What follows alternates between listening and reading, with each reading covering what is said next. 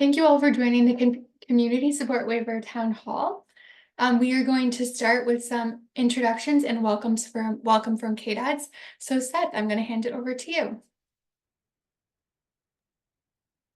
Yeah, good afternoon, everyone. I am Seth Kilber. I am the Assistant Commissioner here for the Long-Term Services and Sports Commission. Really grateful that you were all able to take an hour out of your afternoons to hear about updates to the Community Sport Waiver.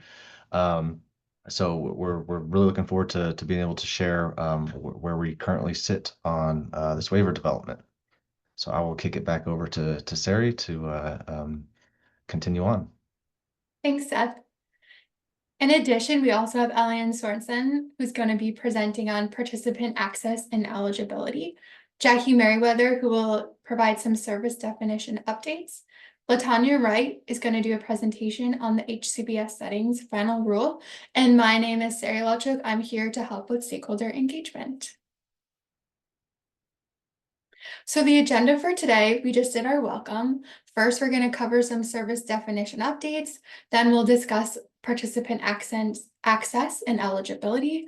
And then we'll conclude with the HCBS settings final rule, and we'll wrap up and have discussed a little bit about future meetings. Eliane, Jackie, I'm going to turn it over to you. Thanks, Sari.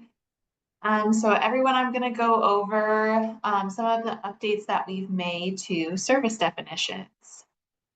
All right, so the service that we updated is the service called Remote Support Services, which will be offered on the CSW. So to better understand remote support services, because it's a new service to Kansas, our team reached out to members of a national coalition called the Coalition for Advancement and Integration of Remote Supports. They're also often called CARES. So they are a group of provider organizations that advocate for the use of remote supports for people with disabilities. And they do a lot of putting out of recommended definitions, a lot of talking to states about remote supports to try to advance the use in their states.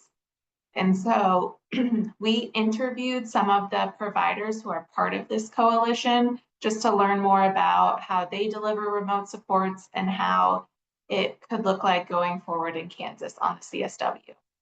So I have a list here on the slide of the remote support providers that we interviewed. So Night Owl, Rest Assured, Syngistics, Safe and Home, and WinWreath were some of the providers that we interviewed. And based off of what we heard from them, what works well, how they deliver services, it led us to make some updates to the remote support services definition. So next slide. So I'm gonna go through the definition language. On the screen, you'll be able to see anything that's highlighted in that sort of light bluish purple color.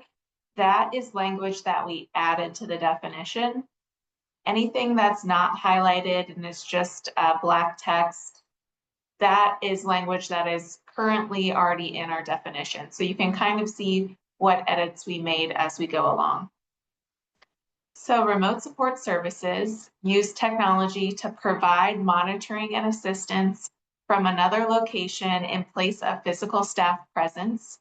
Remote support services allow the participant to communicate on demand in real time with provider staff who can respond to their needs remotely.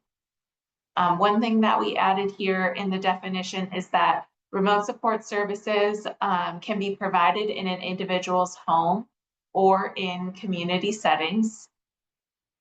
Examples of remote support technology include two-way communication devices, so that could be something like a tablet, sensors, GPS tracking, or webcams that allow the remote staff to communicate with the participant in real time or to be alerted to concerns in the home. Another thing that we added here based on our conversations with providers is that the providers for remote support services will develop a plan of care with the participant to establish the parameters of remote monitoring based on their their person-centered service plan.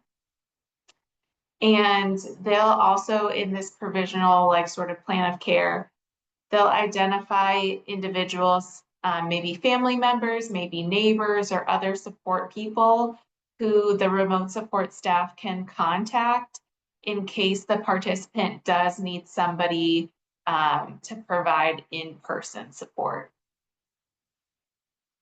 Next slide. This language here that I'm going to go over is added based on Kansas's virtual delivery of services policy that they're working on. So we had similar language about consent and privacy, but we added some more to it. So when remote support services involve the use of audio and/or video equipment that permits staff to view activities or listen to conversations in the residence, the participant and the person they live with shall consent in writing after being fully informed of what remote support services entail. So prior to consenting, participants and those they live with must be informed if the remote support staff will observe their activities or listen to conversations in the residence, where those services are going to take place in the residence, and whether recordings will be made. And if the participant or the person they live with has a guardian, then the guardian shall consent in writing. And those signed consent forms must be included in the participant service plan. Next slide. So again, more information about sort of the privacy aspects of the service. Anytime remote support services is using audio or video equipment, the participant must have the ability to turn off the equipment as they desire. Audio or video equipment used for remote supports is only permitted in bedrooms or bathrooms when an evaluation shows that the technology is actually increasing independence and facilitating their right to privacy of person and possession. Anytime audio or video equipment is used for remote supports in bedrooms or bathrooms, there has to be a signed consent of the participant or their guardian, the participant support team, and the MCO. And then audio or video equipment used for remote supports in bedrooms or bathrooms has to be approved and evaluated during the periodic reviews of the service plan, with a plan to fade the service as appropriate. Next slide. So I did want to note that there was some language that we removed from the definition. So we removed the following. Remote support services are distinct from virtual delivery of other waiver services, which are scheduled for a distinct period of time and do not provide for a continuous on-demand ability to communicate with provider staff. So the reason that we removed this language is because the language makes it appear as though remote support services cannot be scheduled for a distinct period of time and have to be provided 24/7. As we were talking to the remote support providers, we learned that a lot of times remote support services are just scheduled for a specific amount of time during the day or during the week. They're not always provided 24/7, even though they could be. So we wanted to remove this language just to make it clear that remote supports could be scheduled during distinct periods of time, for example, just overnight or just for a few hours each day or something like that. And they don't have to be provided 24/7 if that's not what the participant needs.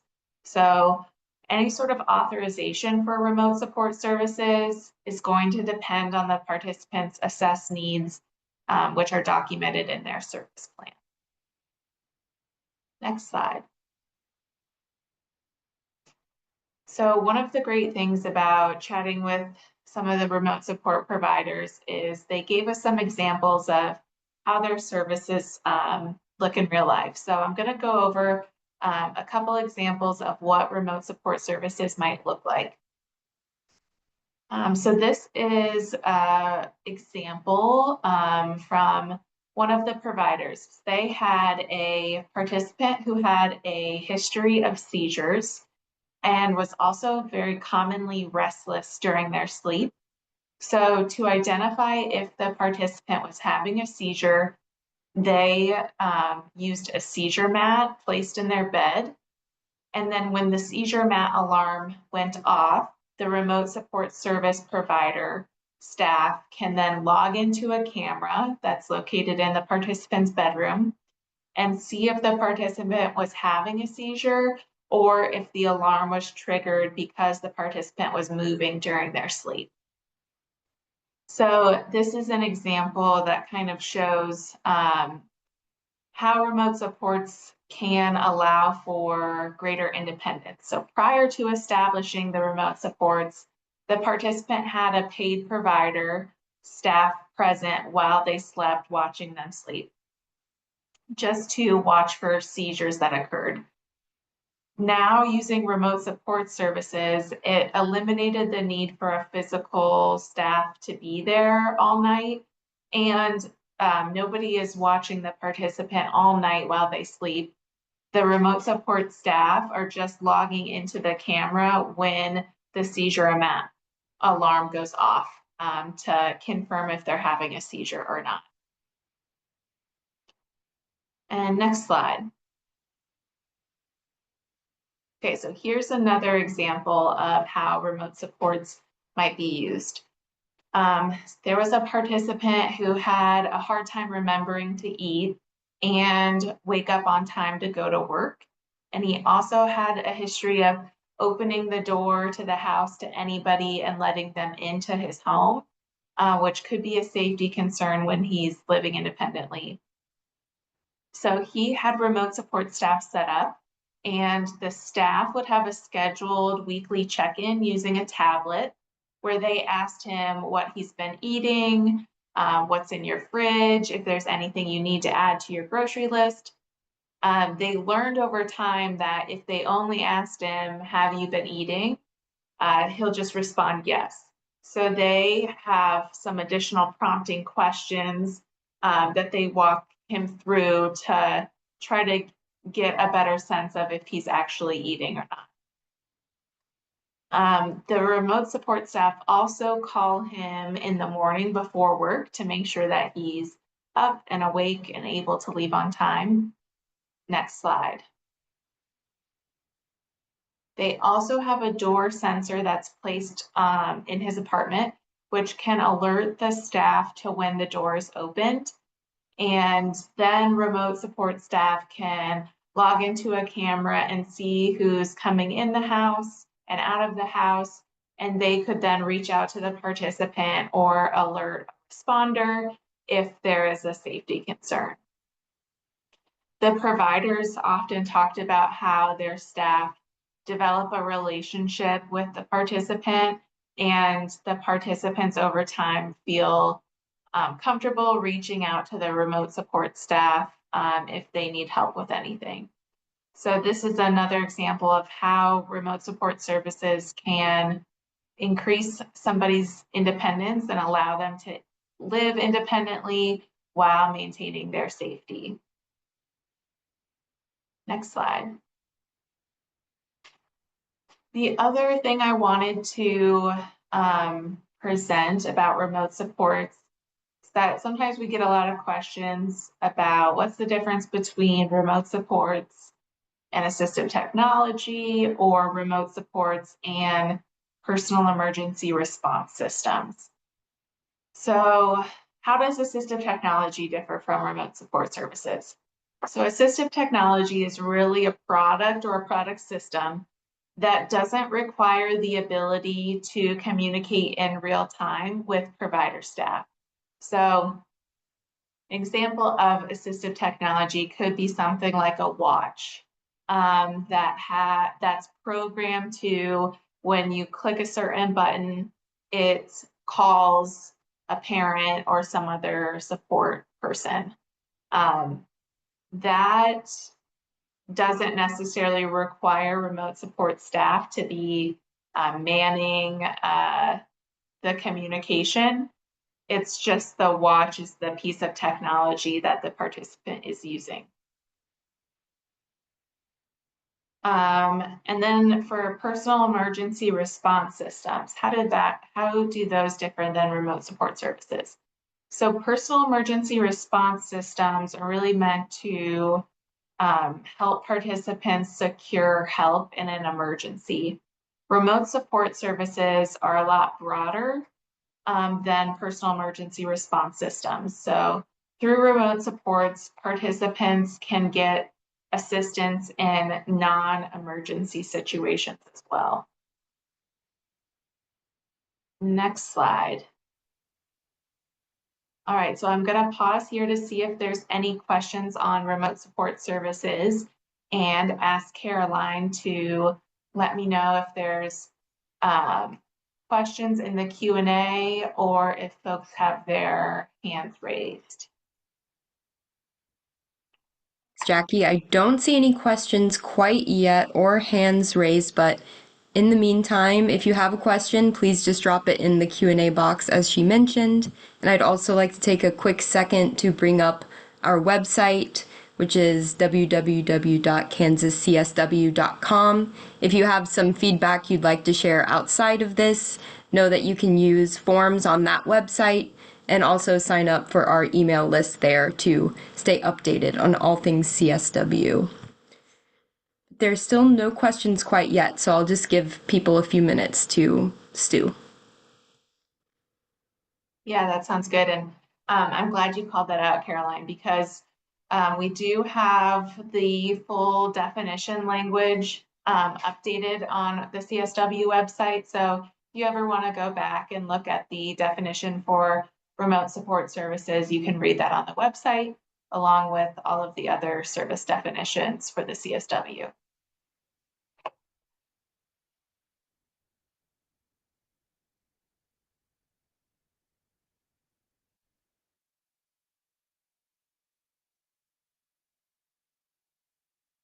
Still no questions quite yet, but they can always pop up later, as we know. I'll leave it up to you, Jackie, if you'd like to wait a little bit longer or you think we should head to the next stage. I think we can keep moving on, and if folks do have questions, we can answer those in the next Q&A portion if we get there. It's great, thank you. So Elion, I'll pass it to you. Thank you, Jackie. So I just have a few slides for you all on called Appendix B of the Community Support Waiver application, and this covers participant access and eligibility. Next slide, please. So Appendix B of the waiver application, it, as I said, covers participant access and eligibility, which includes the individual budget limit, the number of participants per waiver year, reserve capacity and transition policies, and eligibility requirements. I only have a few small updates for you on this section. As you all may know, the individual budget limit for the community support waiver will be $20,000. But I do have some information for you all about the number of participants that Kansas is planning to allow on the waiver for each year, and the reserve capacity and transition policies and waiting list policies. Next slide, please. Kansas plans to limit the CSW capacity to the following number of participants for each waiver year. So in year one, they plan to limit the number of participants to 500.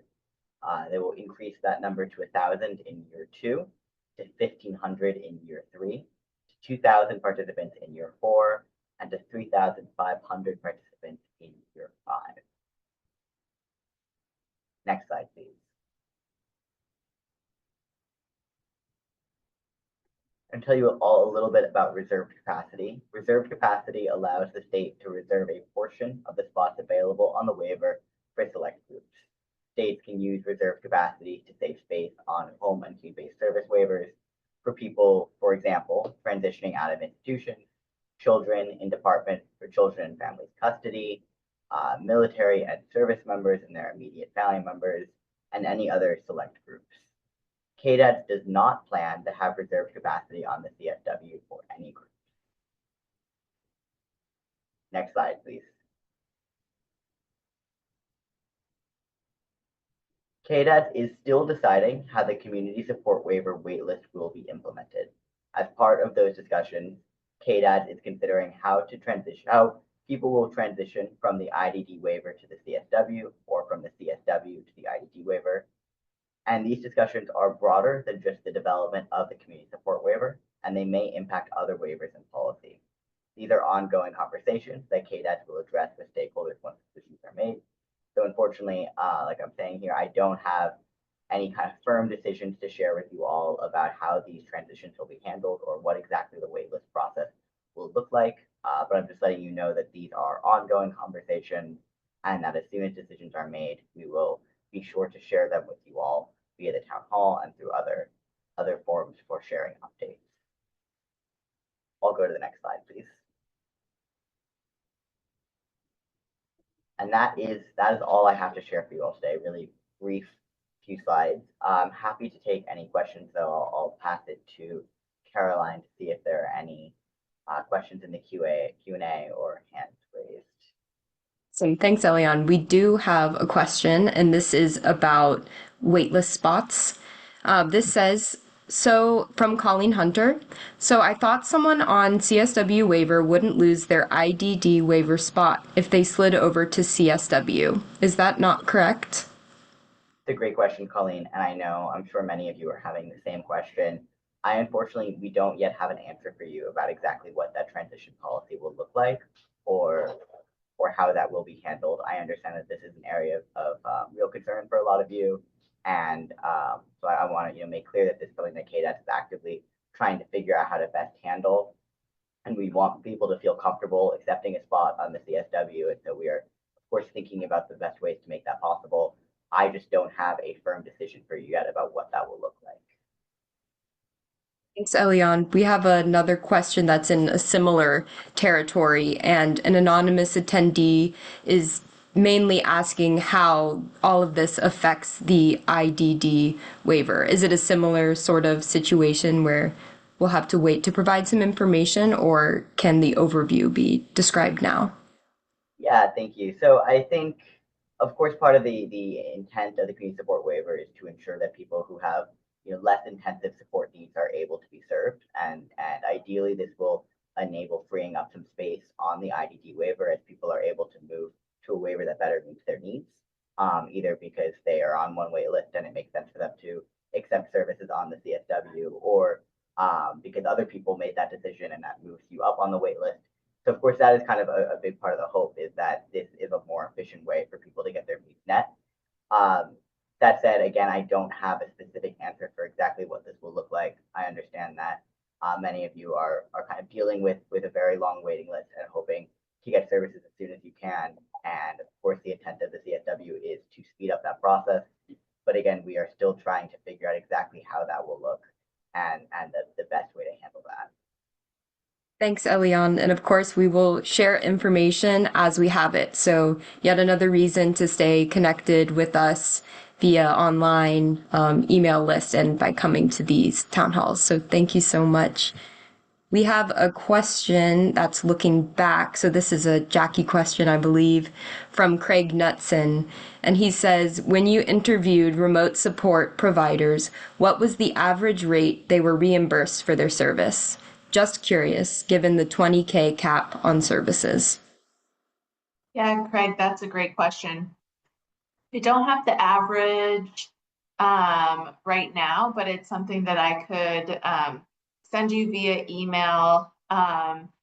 It kind of depends, right, on all of the different states that the remote support provider operates in. Some of them operate just in one state, some operate in multiple states, and so they have to kind of work within the reimbursement structure that each state has for the service. but I can mention that some of the providers felt like their costs delivering the service is very dependent on how much support the participant needs. So if they need a lot of technology in the home, a lot of different cameras, and they're providing more hours of monitoring and assistance, their costs are going to go up. They did mention that they felt like providing 24/7 monitoring and assistance would be difficult on the $20,000 cap, but felt like some assistance that was less than 24/7 could be delivered on the CSW given the cap. So Craig, if you want to go ahead and reach out to our email, which I can add to the chat here, I can look up the average rate reimbursed and get back to you on that. Thanks, Jackie. I know we had a question in here as well asking if this deck will be posted, and that is a great question. Yes, we will have it posted on the town halls page of our website where we upload transcript and a recording. So anytime you'd like to come back and reference, know that you can visit any of the town halls on our website. Checking to see if there are any more questions. I think that's all for now. Shall we go on to the next? Go to the next one. Thank you so much, Caroline. Thank you.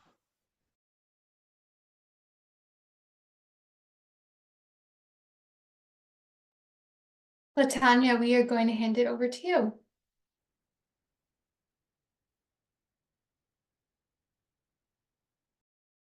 Hello, can you hear me? Yes, we can. All right, thank you. So hopefully you're all familiar with Latanya, right? I do the HBS Settings Final Rule training. So hopefully you're all familiar with HBS Settings Final Rule. If not, you can reach out to me, or you need me to come back around, train your administrators, your managers, your direct care staff, your guardians, your waiver participants. Always reach out to me, and I'm more than happy to schedule something with you all. But I am here because to start off with, settings final rule is going to trigger depending on what type of setting it is and what is being billed, okay? So if when they get this all worked out, and if the CSW, those services are being provided in a setting that is provider owned, controlled, or managed, is going to trigger the settings final rule, and we're going to look and see what's going on. Okay, or depending on what's being billed and how those services are being delivered. So thinking agency directed, if anything ever falls into that agency directed, is going to trigger. Or like we found, if you're a provider and we bother you're billing those self-directed personal care services, but then we saw things under the billing and accounting and it triggered us and we start messing with you, because when we, again, if there's self-directed services, but that person is receiving services in a provider-owned, managed, or controlled setting, we're going to, again, figure out what's going on. If that person were to lose their waiver services, would they have to move or go to another day service? That's what we're looking for settings final rule. Again, we're looking at the type of setting, we're looking at what's being billed, and how are services delivered, which is going to trigger settings final rule. And depending on which type of assessment it is, or we say you're okay, you don't need to take assessments. So I really want to put that out there as you're working through this in the CSW. Okay, next slide, please. So hopefully you're all familiar that settings final rule came out back in 2014. We're still implementing it into the state of Kansas. So yes, things will be updated, things will be changed. We have new policies and procedures coming. So settings final rule is not done. It won't be done for a while, because as you hear, we have a lot of things affecting it, and we have to update it as new services are coming out, okay? But the main point of settings final rule is that it ensures those who receive these HCBS waiver services, that they have access to the benefits of the broader community. So going out, interacting with those who don't receive waiver services or receive HCBS Medicaid, okay? That's what we're looking for, because we know the definition of community can mean a lot of different things depending on, well, again, which provider, which waiver, which service type, with all of that. So we're looking to make sure those individuals are getting out there in the broader community as they choose, as they want, and the provider is helping them to go out there, okay? And then we're also making sure that those individuals have choices, they have rights, and they're able to control the daily decisions in their lives within reason. We're not saying you can't have service modifications or restrictions, but there has to be justification for those restrictions or those service modifications in that setting, and then monitoring those so that when those restrictions and those service modifications are no longer needed, that we're pulling those away, okay? And again, letting that person have control of their life, or we're monitoring to say, hey, they still need these restrictions or these service modifications, okay? Next slide, please. So when individuals receive HCBS, we're looking for them, again, that setting type. The intent is home and community-based services. They should be living in their own home, their home-like, setting, without that feeling of being in an institution, being treated like they're in an institution. Again, that's what Settings Final Rule is looking for, is that setting where they receive services. Is it owned, managed, controlled by that provider? How are they being treated? How are services being delivered? Is it a home-like setting of how they want things done, or their support team knows that's what they want if they're nonverbal, okay? Or however they communicate to us all, their support team, and then making sure it feels like a home, or it's out there in day services. How does that look? What is going on? Again, how are those services being delivered? And then really pushing for, individuals having choices where they live, where they work, where they receive services, how they receive services, who they receive services from, and then having that major control of daily activities is not being regimented. They, again, have no say in their daily activities, what they want to do, what they want to participate in, okay? Within reason, of course, okay? We're looking for those individuals who receive waiver services to have opportunities and choices, again, to interact with others who do not have disabilities, who aren't elderly. We serve a lot of people that are elderly on our waiver services. And again, those who don't receive those Medicaid services, we want them to interact with the whole broader community, okay? And then those who choose to work. What options are they given out there? Are they assisted to go out there into the integrated community and work where they can make more money? Again, working with other people who don't have disabilities or receive waiver services. Settings Final Rule looks at that, okay, within reason, and how is those service providers assisting them with that, helping to educate them. Hey, you have choices of where you want to work. Can we help you with that? Can we figure out, some job coaching supports out there, building relationships in the community of helping them work out into the greater community instead of an isolated, segregated type work setting. Next slide, please. What does this mean for service providers? Okay, Settings Final Rule, we're going to make sure you're following the requirements to help individuals make person-centered choices. It's about the individual. It's not about the guardian. It's not about the service provider. It's not about the TCM, the care coordinator, KDAD staff. We want to see those individuals leading the choices in their lives, or those helping to support them, because we're communicating with them. We're listening to them. Again, however they may communicate, technology, gestures, sign language, eyes, how do they communicate to us what they want, where they want to go, where they want to be, who they want to hang out with, okay? What do they want to eat? What do they want to wear? We are looking for them to lead that, and that the service provider is there to support that. Okay. And if they're a residential provider under Settings Final Rule, making sure there's rental or lease agreements out there, or a legally enforceable agreement, providing the same protections as the state's tenant and landlord law. We look for that, okay? If it's residential services, okay? And then that service provider is making sure it respects and it gives privacy. Okay, what does that mean? I can go into more detail when I have more time. Again, reach out to me and understanding what do we look for in those settings for that, okay? How does staff provide privacy to individuals? As a provider, helping individuals, okay, do the things that they want and not making them do things that they don't want to do. Okay. And again, when those restrictions are in place or service modifications, that there is an approved, justified, person-centered service plan in place. Okay. Or documentation, individualized documentation to justify those restrictions and those service modifications that's being implemented by our service providers. Okay.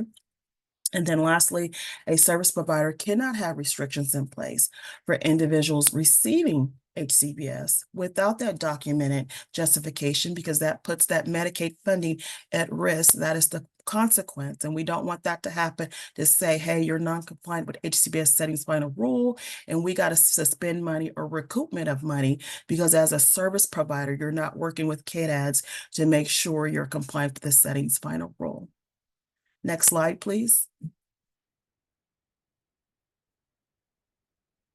What does HBS settings final rule mean to guardians? Again, as I talked about in the earlier slide, HBS settings final rule, it doesn't talk about the guardian. Of course, it's about the individual. It's centered around that individual. And again, them leading their services and their daily activities and the life that they want to choose, okay? And then that guardian and everybody else is there to support them in that. And of course, if somebody doesn't have the cognitive or the mental ability to make decisions, then again, that's when the guardian comes in. That's when the support team comes in to help that person make the best choices in their lives. But we really, I know, in working with providers and guardians saying, well, this is what we want or we want. And we say, no, what does the individual that's getting services want? And why are these decisions being made for them? So just want to point that out to say, hey, as a guardian, yes, thank you for being a guardian, but let's step back and look at individualized services for that individual. And again, determining and justifying if that person can't make the best decisions for their life, safety and well-being and health, then again, that's where we justify, we get documentation in place so that that provider is able to implement those service restrictions and service modifications as needed. And then we're tracking that. And again, we're taking it away when it's no longer needed, okay? That guardian should understand, restrictions can't be put on that person's rights, choices, privacy, autonomy, integration into the greater community, and inclusion without that justification, okay? And if it is, and then again, as a service provider, you're implementing those things, then again, that's risk of that person losing their funding and that setting losing its funding if it's happening across the board, okay? All right. As a guardian, help that person, help educate that person, making informed decisions, and again, living the best quality of life that they can in the least restrictive environment. That's what settings final rule is going to look for. Next slide, please. HBS and our settings final rule compliance team. Just want to get this out there for those who may be unfamiliar with us. Again, as I talked about earlier, what's going to trigger the settings final rule team, and just let you know that we are the settings final rule team. We work to ensure waiver services are not delivered, in that institutional type setting. That's what we look for. We are the team that's responsible for the assessments of providers and ongoing monitoring of providers in the service delivery in these HBS settings in Kansas. Okay. And again, as I talked about, assessments are triggered based on the type of setting, the type of service, and how those services are being delivered. And then if you're able to see the screen, there's Caitlin Urban. She's the manager over the HCBS settings final rule team. And then I'm LaTanya. I am the HCBS quality oversight specialist, do a lot of the training. I can answer a lot of questions. And then Takosha Majors, she helps out. She's the HBS settings coordinator. If you've dealt with her, she looks at the settings, helps sets up accounts. And then we have 4 HCBS compliance specialists, and then we have 3 program integrity specialists who help out with assessments, okay? But Caitlin, LaTanya, and Takosha, we are the settings final rule admin. So when you have those big questions, we are the ones to go to or send items to the HCBS settings final rule mailbox to get screened in and get screened out. But wanting you to know, hey, anything settings final rule in Kansas, we are the 3 to come to, but everybody's familiar with Caitlin and LaTanya, and to come to us. And please, please, please come to us so we can make sure. We like to work smarter instead of harder, and we can get you direct answers because we're the ones that do all the settings final rule work. So I beg of you, please start with us first, and we can get you the correct answers, okay? Next slide, please. Required qualities of HCBS settings. So these are the things we look for and why we ask all these questions, or we come out on a site and we're looking for things, okay? So requirements, the federal requirements of our HCBS settings, okay? And this is national, just not in Kansas, if you're unfamiliar with the settings final rule. Again, the settings final rule wants everybody to be integrated and supported, full access to the greater community. Again, working with, interacting with people, socializing with people who don't receive HCBS services or receive Medicaid, okay? They're looking for that setting to be selected by the individual from all the settings, from all options, again, including those with non-disability specific, and the option for a private unit in a residential setting. If it's residential services, that is looking for, hey, were they required to live in a group home or shared group home setting? Why? If somebody's wanting to have their own living unit, their own private apartment or home. Why were they having to live with shared, in a shared living setting? Okay. We want to work to ensure, again, the rights of privacy, dignity, and respect, and freedom from coercion and restraint. We look at that a lot of different ways when we go into the settings. Okay. They want to optimize and be able to not regiment those individual schedules. We want individuals receiving services to have individual initiative, again, autonomy and independence in making life choices. So we have to look for that, because that's the federal requirement. And then we want individuals receiving services to be able to facilitate individual choice regarding their services and who provides them. Again, that is something that the state of Kansas has to look for. Why was this service provider selected? Do they have any say-so in their staff selection, or who provides their services to them? So hopefully that's something that's being pushed under this new waiver, and we will say, hey, you're okay under that, okay? And then, of course, we're not saying you can't have restrictions or service modifications, but they have to be justified. Next slide, please. If you, again, are a residential service provider, then you have additional requirements on top of the ones that we just went over, okay? So again, going into the provider-owned or controlled setting, and at the state level, we added managed. So you'll hear me always talk about, is this setting owned, controlled, or managed? Because we found out when we start implementing settings final rule in Kansas, we have a lot of settings that they're managed. They're not owned, they're not controlled, but they're managed by a service provider. And we're like, oh, we got to include that too, okay?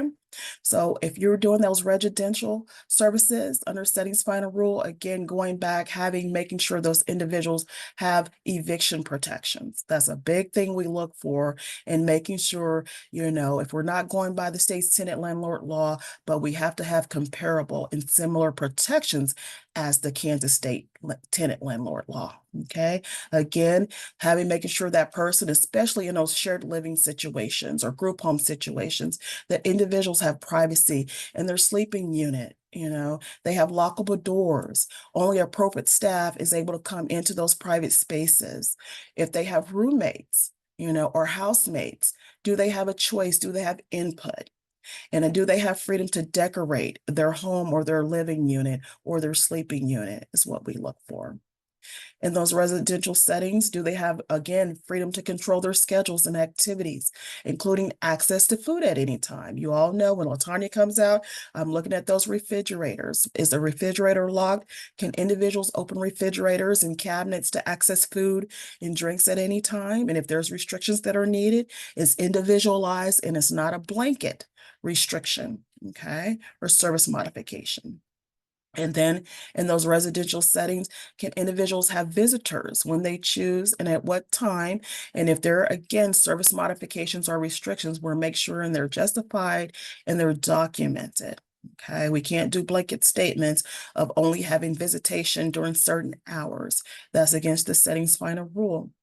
And then we look for, is that space physical accessible? Can they move around? You know, do they use a wheelchair or a walker or a cane, or they're able to move through doors, or there's no places of their home where they're paying rent they don't have access to? We're going to be asking, well, hey, why can't they move around and have access to the home where they pay the bills, they pay the rent? Okay. Next slide, please. So what can you do to help ensure the HBS settings final rule is being practiced? Okay, we want to make sure, that's why I was invited here today, make sure you understand what is the settings final rule and staying on top of it and sharing it with your guardians, your waiver participants, your coworkers that may be new.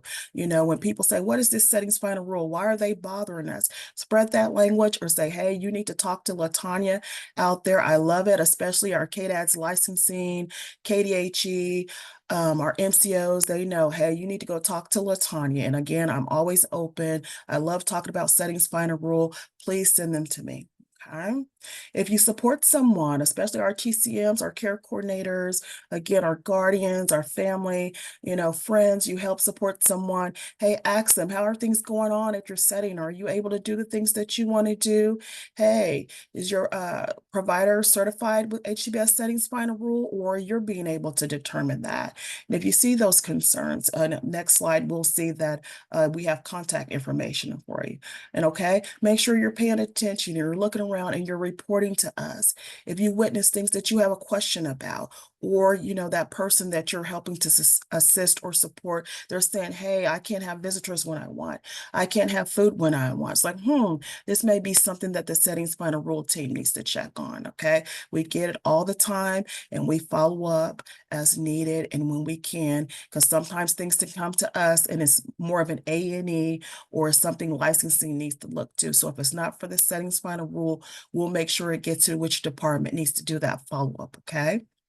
And then we want to make sure that you help educate, again, our waiver participants. How can we help them understand that they have rights, they have choices? We want their voice to be heard, okay? Or however they communicate. It's all about them. That's why we're all here. It's about our individuals that receive these services for whatever supports they may need out there, okay?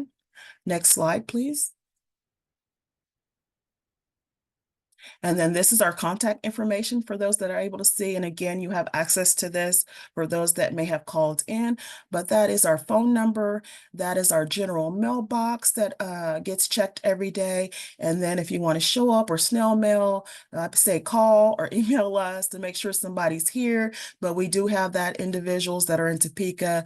They come to that 503 South Kansas Avenue and say, hey, I need to speak to somebody from Settings Final Rule, or calling out LaTanya or whoever may be in the office that they know to screen and get routed to us to come down and help with settings final rule, okay? And then next slide should be wrapping me up. All right. Awesome. Thank you so much for leading us through all of that, LaTanya. I invite folks to send in questions either by the Q&A or raising their hands here in Zoom. But we do have a first question for you, LaTanya, from Janet. And then I invite anyone else from the team, whether PCG or KDADS, to add to her answer. But this question is from Janet Bolander. It says, since residential services is not a CSW service, I don't see the relevance of final rule. Or do providers/services such as OT or speech be subject to final rule?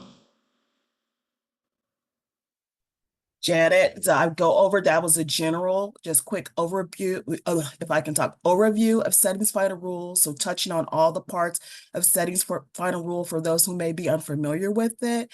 But again, it's going to trigger depending on that service. Where is that service being delivered? Because again, we get that under the IDD waiver where the intent or what's set in the waiver of how services are supposed to be delivered we find out that they're not being delivered in the actual setting that they're supposed to. And when we find out and we see what's going on, it may or it may not trigger settings final rule team. BI is a big one right now. Okay. Or like I say, depending on which waiver, that 5125, that personal care service, we're thinking, oh, that's self-directed.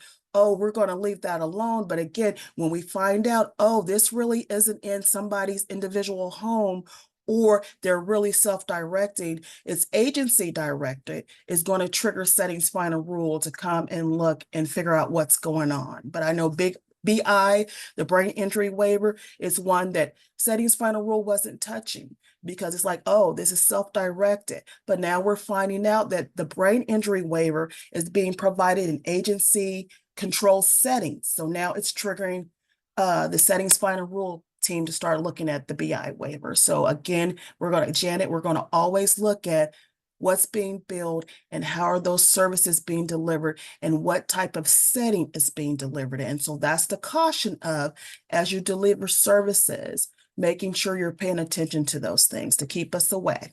Okay. Thank you for that question. Thanks, Latanya. Is there anything else anyone would like to add to that question? It's okay if not.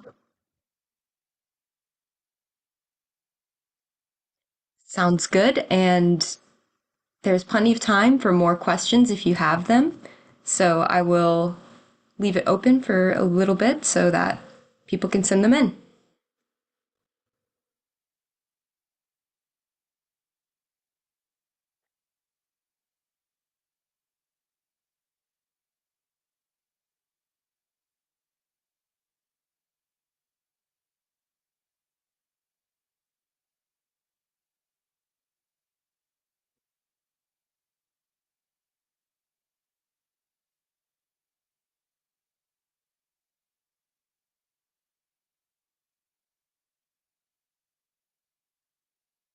And giving people a little bit more time to think of any potential questions. Just a reminder that you can indeed email us any questions you may find yourself with later or any feedback that you have using that email that we shared earlier. But I'll do one more call for questions to see if there's anything Latanya or anyone else who's presented can answer today. This is Latanya. Can you hear me?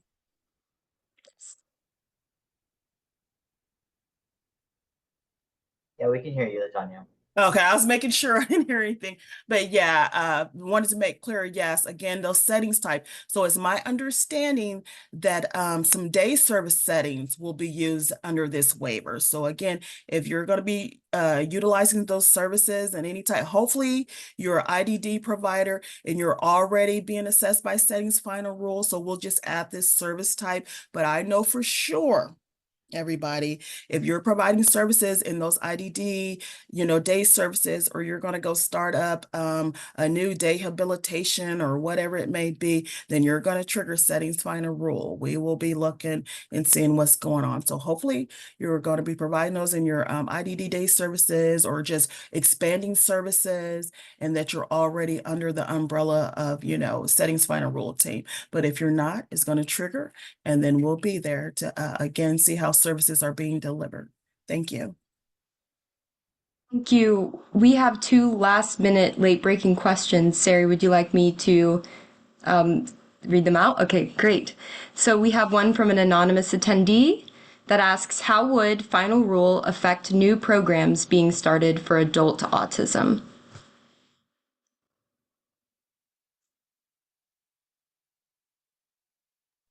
Oh, couldn't get off mute. Can you repeat the question to make sure I Yes. understand? Absolutely. Here it is. How would final rule affect new programs being started for adult autism? What do you mean by new programs being started for adult autism? Like, are you talking about the setting or how service is going to be delivered? Anonymous attendee, we invite you to submit a little bit more information so that we can give you the best answer that we can.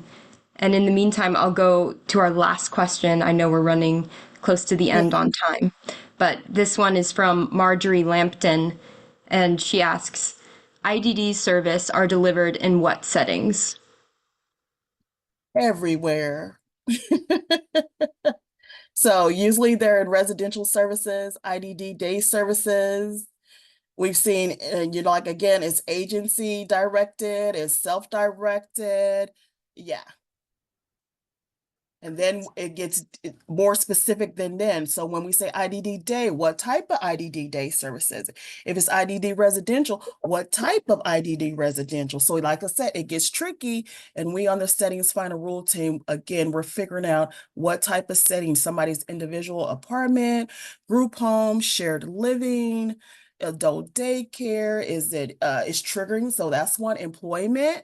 So, right, if it was IDD day service habilitation or retirement program, but we go looking for IDD day services, but we find employment services. So again, it's about what's going on. We're figuring out what's going on. So that's a loaded, question. We don't know until we get there to figure out what's going on at that setting.